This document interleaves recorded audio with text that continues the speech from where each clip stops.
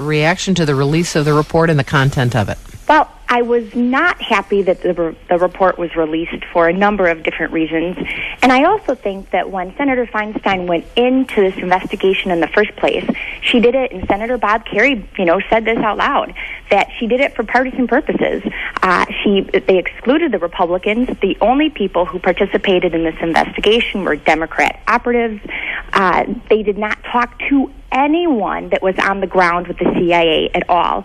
So if you were truly doing a real investigation to try to make the CIA a better operation on foreign lands, you would have interviewed everyone that you possibly could have to get as much background information as you could to make the agency better and more effective.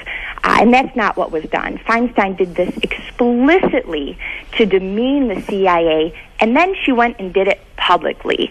What other country in the world would you have a powerful politician taking a part of our national defense and national security and demeaning them worldwide, embarrassing them worldwide?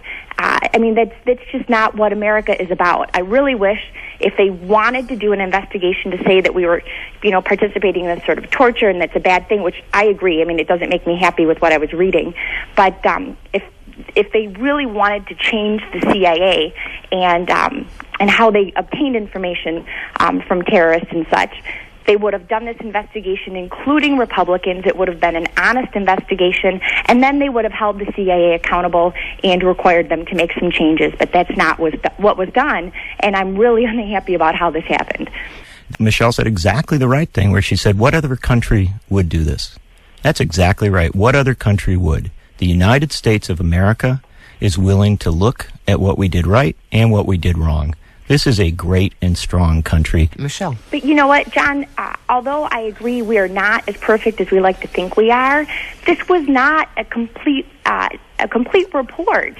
She did not, or her committee did not talk to any of the CIA operatives when they were putting this report together. So you have no background information when they were using these techniques on why they were using them. And I agree with John McCain on this. I don't like using these techniques, but I don't think showing our dirty laundry to the rest of the world is the right way to protect our men and women that are fighting for our freedom and fighting to keep us safe overseas.